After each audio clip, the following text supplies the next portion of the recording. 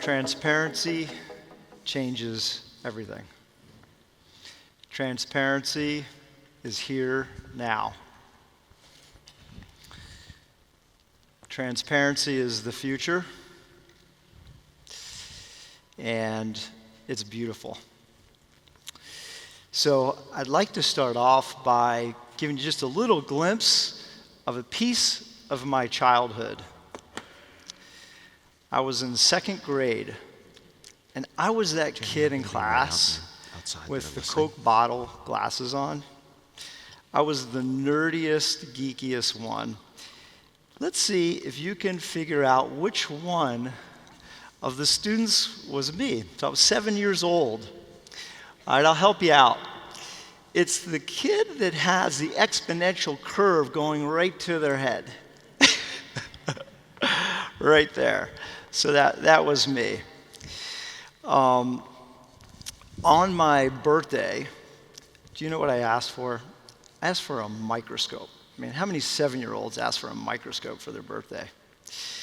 And I share that with you because from the time I was 7 years old to now, a theme in my life has been being able to see things that others can't see and looking through a different lens.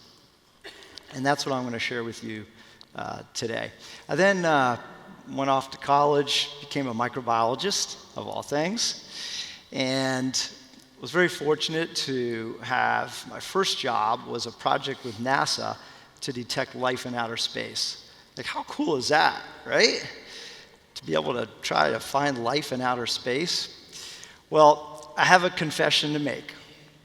I didn't find it. And my understanding is there's still a lot of people looking for that out there. So what I have done, though, is through my childhood and my whole life, I've looked at finance and I've analyzed companies in a different manner through a different lens, and I'm going to share that with you. So these are 3 Petri dishes. Couldn't help myself. So to your far left are companies that have grown exponentially using digital technologies. These are companies we're all familiar with, the FANG stocks, so Apple, Netflix, Google.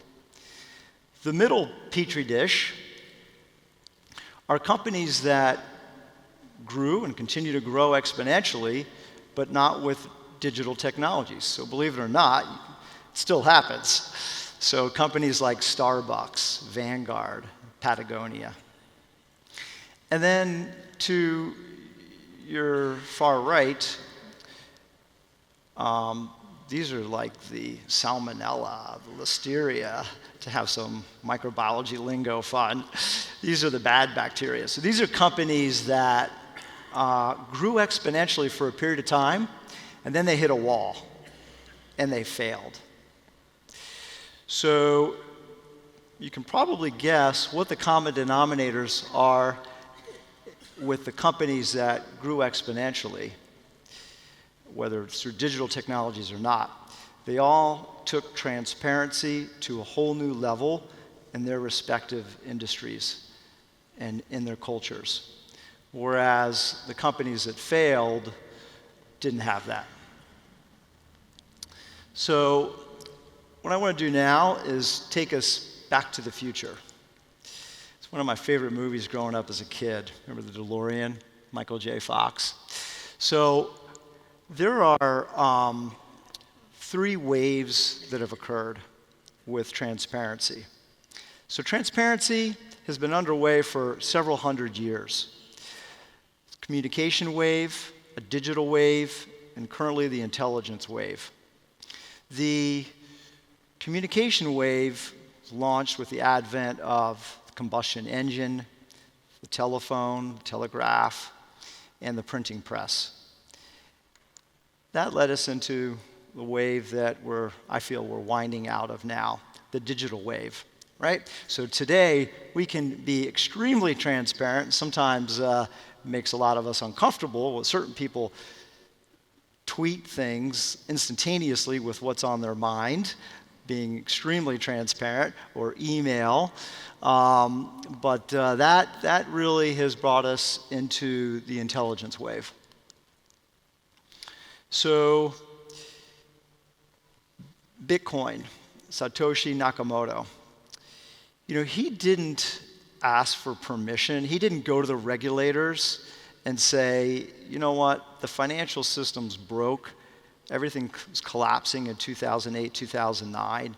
And he wanted to create something on top of blockchain to provide full transparency, to prevent the issue from happening again. He didn't ask for permission. He just went and he did it. And then you have Elon Musk creating Tesla. I bet you Elon is intimately aware that 1.25 million people die from automobile accidents every single year. 94% of those accidents are caused by human error. Elon didn't ask for permission from the regulators to go build an autonomous vehicle. He's doing it. He's 3 years away from it being fully autonomous. To the far right, human genomics. You talk about human transparency. Craig Venter, Will mentioned this yesterday, mapped out the first human genome. It took him 13 years, $2.5 billion. Again, he didn't ask for permission. He didn't go to regulators seeking authority or permission to do that. He just did it. He was on a mission to do it. And as Kathy Wood mentioned, it's launched a whole nother industry, genomics, which we're all going to benefit from. And the last thing I'm going to mention is the information transparency era that we're in. Some of that makes us feel uncomfortable. But Larry Page and Serge, the founders of Google, they just did it. They created the world's largest search engine. If I want to find out anything about any of you, probably 90% of it's right on the web. Same thing. You can Google me and you're going to find out everything about me. It's all at our fingertips. It's really transparency at a whole new level. So, God bless you. So, these transparent impacts are rippling through our society, and it's having such positive ramifications from longevity. We're in the most peaceful period of time ever, post-wartime period, to the wealth that's been created. So let's just take a little look at these. So in the last 100 years, our life expectancy has increased by 30 years. Mind-boggling. We're living in the best time ever. According to Ray Kurzweil, that curve has gone exponential, and we're just getting started. Literacy.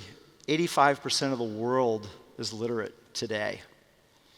We saw the X Prize that Peter did, and everyone estimates in the next 10 years, the entire planet will be literate. It's amazing. Think of the impact. Poverty. In the last 20 years, 1.1 billion people have moved out of extreme poverty. And Bill Gates says in the next 10 years, all extreme poverty will be gone. I wouldn't bet against Bill Gates. Quality. 100 years ago, 90% of the people worked on farms. Just 100 years ago. They worked 7 days a week, 70 hours a week. Today, in the United States, the average work week is 5 days. The average person works 37 hours a week. They have a lot more time to spend on themselves, on relationships, and helping other people. We're living the best time ever. Wealth. Do you know the total wealth in the world today? It's at a record level, $280 trillion. And I believe we're just getting started. Now, everything isn't peaches all the time. Like now, I can't get the slide to move. There we go. So, there is failure. And the beautiful thing about failure is it leads to success, right? So success is failure turned inside out. And these are all organizations that did not have a set of transparency standards. Some of these you're probably familiar with: Enron, WorldCom, Madoff Associates, Theranos. The list goes on and on. But we can learn a lot from this, and that can help us be successful. These companies, these past failures, can help us and our organizations, corporations, governments, not repeat this. So let's talk about why those failures happened. The number one reason is fear. It's people running those companies. It's people that run the governments. It's human beings, just like you and me. And it is hard to be transparent. It's the hardest thing in the world for any of us to do. Why is that? Well, we survived 100 years ago, 1,000 years ago, 10,000 years ago by not being transparent. We had to camouflage ourselves from our predators, from our enemies. And now we're being asked to do just the opposite. In fact, we're not just being asked, it's being demanded upon us to be transparent. Look at Facebook, right? All the heat that they're undertaking right now because they weren't transparent with their algorithms. It is being demanded upon us. When we are being transparent, or we're being asked to be transparent, it can be extremely uncomfortable. It's vulnerable. We're opening ourselves up. We're exposing ourselves. And it's real. That uncomfortableness that you feel, it's real. The back of our brain, we have a hypothalamus. And what happens is the hypothalamus releases a hormone called adrenaline. And that adrenaline spikes our heart rate. We start breathing faster. It's real, it's genuine, it's fear. So it happens to me, and I'm sure it happens to everybody in here, when we get asked a question that makes us feel vulnerable or uncomfortable. But again, we're being demanded. It's being demanded on us, and at levels that we've never seen before. The good news is we're able to change. Genetically, we have approximately 6 generations in our DNA. So it's deeply ingrained in us not to be transparent. But the positive is cultural shifts happen much faster. And I just shared with you those 3 waves. So we've been there, done that, right? So in the last couple hundred years, we have evolved and changed so much culturally, it far outpaces our DNA and evolution, which takes a long time. So the positive is we've been there, done that, and we can continue to do it. I'm going to help you today with some tools to make you feel a little bit more comfortable when that fear is kicking in. The people running those corporations and those governments. It's not artificial intelligence, at least not yet. It's not bots. It's not some alien from Mars. It's people just like you and me that are running those companies. It bothers me when somebody says, that company's doing this and they shouldn't, or the government did this and they shouldn't. It's people just like you and me. And the reason why they're not is because they're fearful. They don't have the confidence to be fully transparent. And it's hard. So what I'd like to do now is share with you my personal story of transparency. It started back in 2008. In 2008, I felt like I was on top of the world. My kids at the time were 18, 16, and 12. 3 beautiful kids. Amazing wife, Angie, who's sitting right up front here. And I was fortunate. I was asked to open up a private bank. At the time, they were the world's largest brokerage firm. I was overseeing $1 billion in assets. Life was really, really good. These clients had completely trusted me with their life's work. These are entrepreneurs. And they were trusting that I was going to protect their money and it was going to be safe. And this is for them. This is for their children. This is for their children's children, future generations. I even had time to be a professional bass fisherman. That was a bucket list item of mine since I was 12. So I actually fished on the Bassmaster Tour. Life was really, really good. Well, then that all changed pretty abruptly. We all know what happened in 2008 and 2009. The Great Recession hit. And it was devastating. I slept maybe 2 hours a night. I would literally get nauseous. 9 million people lost their jobs. 4 million people lost their homes. Can you imagine that? Losing your job, losing your home. 2.5 million people lost their business, everything they had worked for. It was completely devastating. Companies that have been around for 150 years went out of business. Some of the largest automobile companies, if they didn't get an injection of capital from central banks, they were going to go under. It was devastating. I had placed my client's capital in something that my company had assured me was safe and secure, my client's cash. It was called VRDOs, variable rate demand obligations. Well, I'll tell you what happened in 2008. It was locked up. You couldn't get your money out. We were within a 24-hour period of you not being able to go to the ATM and withdraw cash. The entire system was on the verge of collapse. And then what happened was I got a phone call. I got a phone call from the CEO of a major financial institution.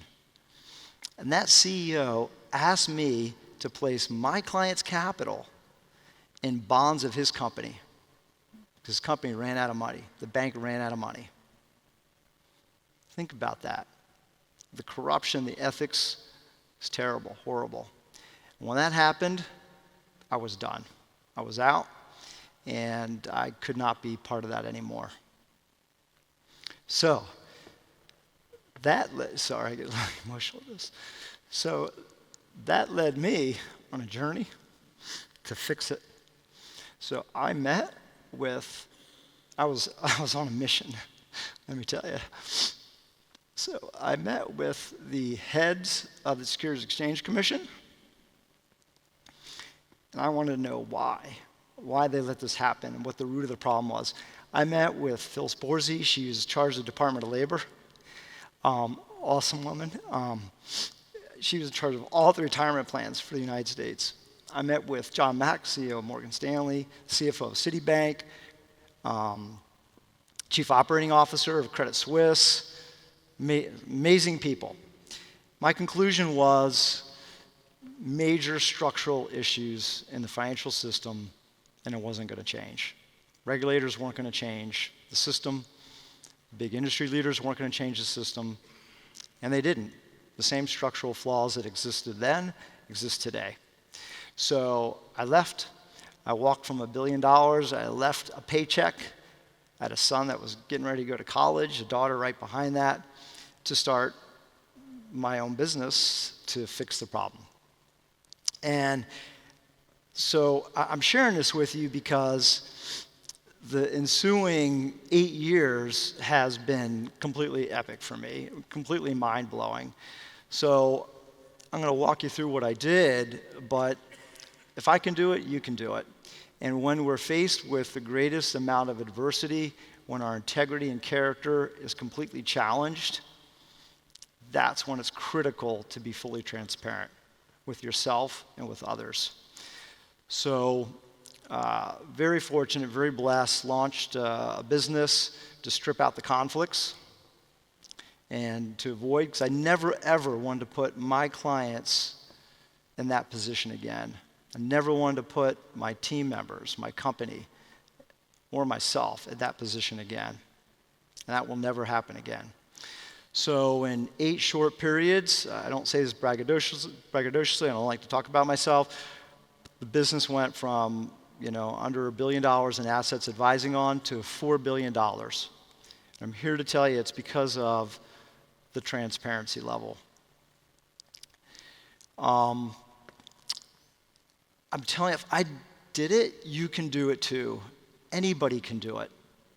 And I'm going to show you how. So, created something called the 6 T's of transparency. It's really this simple. And if any of those companies I showed you before had followed these 6 T's, had implemented this, they wouldn't have gone under. And we would not have had the great financial crisis that we all experienced.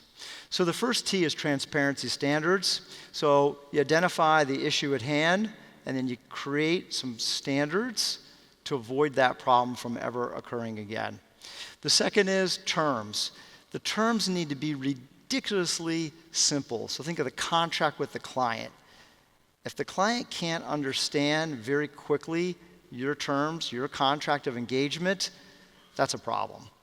Third is accountability. Whoever you're working with needs to be held accountable for the standards that have been created. Next is cost. It needs to be very simple to understand what it costs for your service or your product. And it needs to be, those costs need to be completely transparent. Next is truth. You have to do what you say you're going to do. And then lastly, trust. You have to have a brand. You have to have a culture that embodies trust. So now I'm going to spend some more time drilling down into each of these. Let's start with transparency standards. So this is the one I went to school on, Bernie Madoff. So Bernie Madoff defrauded individuals of $60 billion. These were really smart people. Former New York Attorney General Eliot Spitzer, former owner of the New York Mets, former CEO of Merrill Lynch had capital with Bernie Madoff. Universities, pension funds. He got away with, he did this for 20 years. And do you know he never got caught? Never got caught. Bernie Madoff, it was legal. Bernie Madoff would be the advisor. He was actually a fiduciary.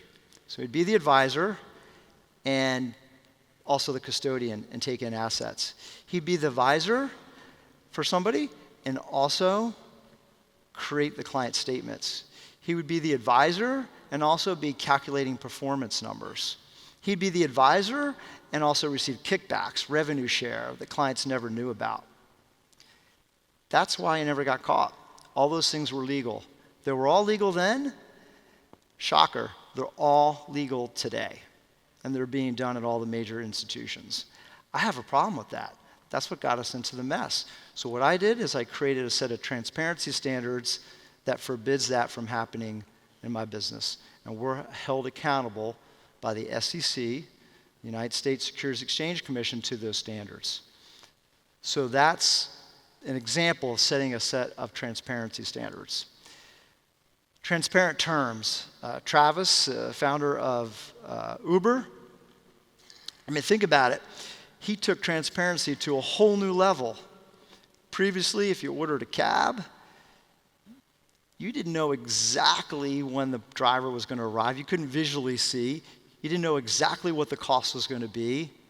Today you do. In fact, you know the driver's name. You know how many times he's driven with the company. You know how other people think their experience has been with them. He's been rated. You know the make, model, color of the car. You have the license plate number. He's taken the terms to a whole new level and transparency to a whole new level. Total accountability. Jovan, the founder of Patagonia, he didn't wait for the regulators to ensure his suppliers are being held accountable. He took it upon himself to do that. So when you buy something from Patagonia, you know the people who created the product you buy have very good working conditions and were paid a fair wage. They do that. They hold their suppliers accountable. Amazon. Jeff Bezos, he took transparency to a whole new level with cost. changed the whole world. He started in the book industry, retail, now he's in a plethora of industries. When you buy something on Amazon, you know exactly what the cost is. You know exactly when it's going to arrive. And if you don't like it, you can send it back. Truth. I had the pleasure of knowing Jack Vogel. He was the founder of Vanguard. He created the first ETF. This gets back to doing what you say you're going to do. He recognized early on that a lot of the mutual funds don't do what they say they're going to do. In fact, the last 10 years, 90% of mutual funds did not do what they say they were going to do. Well, as a result of that, Vanguard has flourished. They have $5 trillion in assets. They have more in assets under management than JP Morgan, Goldman Sachs, and Merrill Lynch combined. Thanks to Jack. Jack, unfortunately, passed away last year. Trust. Whole Foods has done this unbelievably well. John Mackey, the founder of Whole Foods, extremely purpose-based human being. Whole Foods is now in 60 countries. For those of you that are not familiar with Whole Foods, they're a grocery store that have brought GMO transparency to a whole new level. When you go there, if you buy something organic, you know it's organic. You buy something that's GMO, you know it's GMO. You read the label, you have a high degree of confidence. You're trusting what's in the food that you're buying. So in summary, these are the 6 T's. And every single one of us can do it. Every single one of us can follow these 6 T's. Now I'm going to provide a challenge for all of you. Call it the Transparency Challenge. So every single one of you has a transparency story. Every single one of you have had some moments when your integrity and character was really tested, was really challenged. My challenge to you is to share that. Share that with somebody else and have somebody else bring their transparency game up to speed. And if you do that, South Africa will never be the same. The economy will never be the same, and you'll ignite it. So that's my challenge to you all. Have been working on a book for 1.5 years. I was hoping to have it done by the time of this, so I'm a couple months away. But the purpose of the book is to be a tool for people to follow the 6 T's and to have a deeper understanding and meaning of the things that I've talked about today. So in summary, transparency changes everything. Transparency, it's here now. And transparency is the future, and it's a beautiful thing. Thank you.